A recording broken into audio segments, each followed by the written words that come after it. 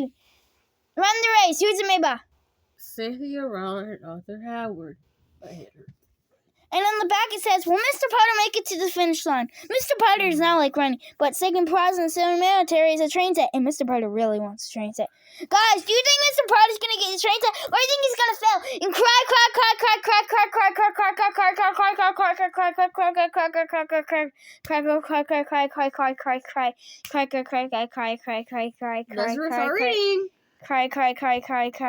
Well, cry. Well, guess what? You have to read. You have to listen to us read, and you find out.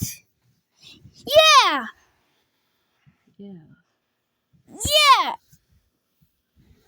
Ah! Let's start reading. No, my rules. You're yummy. Okay, let's. You always tired. Okay. Okay, let's go ahead and get this started. Woo! Clap your hands, Amaya, clap. Okay, let's go ahead and get started. Mr. Potter and Tabby, run the race. Mr. Potter and Tabby, run the race. Mr. Potter and Tabby, run the race.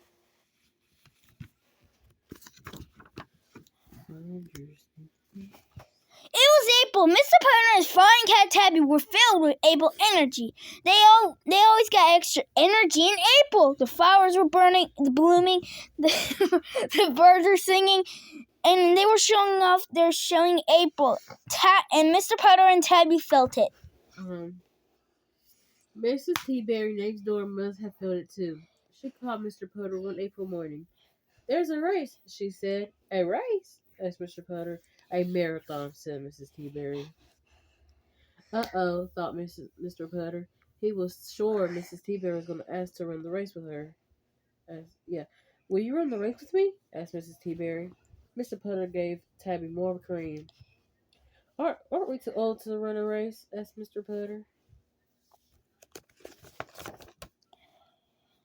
It's a second marathon, said Miss T-Berry, but nothing but old people. Mr. Potter gave Mr. Potter another basket.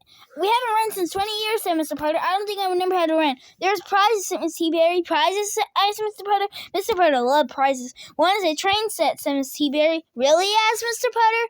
Lights, switches, and tunnels, said Miss T-Berry. Really, asked Mr. Potter again.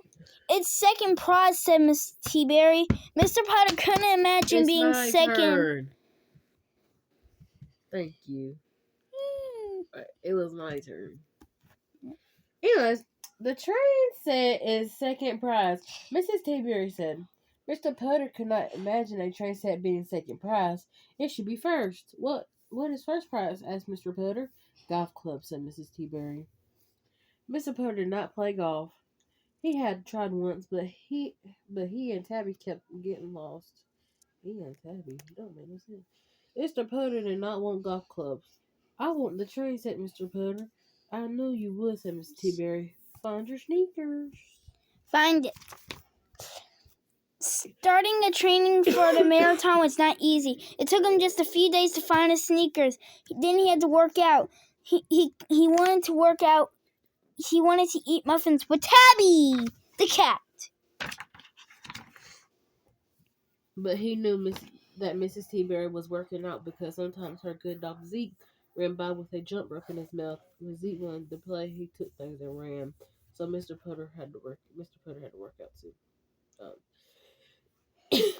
He decided he would touch his toes 30 times every day to make up for the 30 years he'd forgotten to run. The first time Mr. Potter tried to touch his toes, he could not reach them. He touched his knees instead. He kept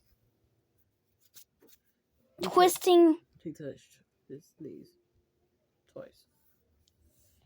And then he had a cut with Tabby. Next time Mr. Potter tried to touch his toes, he had tried 10 times. He never got there. But he enjoyed tea with Tabby. They had just fun. Zeke kept running with his jump rope. Mr. Potter keeps touching his knees. And Tabby had lots of tea. They were doing great. Whee! 3 seniors. It was finally the day of the senior marathon. Mrs. T-Berry and Zeke were very excited.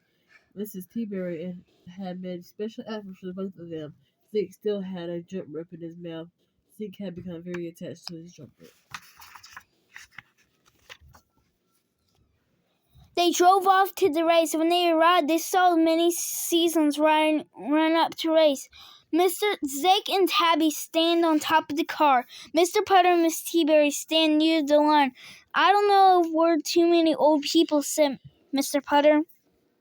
Oh, look everywhere, said Miss T-Berry. Mr. Potter looked around. He saw lots of old people touching their toes. Oh, thought Mr. Potter. Everyone got in line. Everyone got in line. I hope you win that train set, said Mrs. T-Berry. I hope you come in first, said Mr. Potter. The horn sounded and the seniors started running. Everyone passed Mr. Potter except for 2 people who had tripped and failed and never got up. But everyone else passed Mr. Potter. Mrs. T-Berry was way in front. Mr. Potter was way behind. Tabby was asleep and Zeke had a jump rope in his mouth and wanted to play. That's when the race took a turn. Suddenly, they were confused. A dog with a jump rope ran in the race.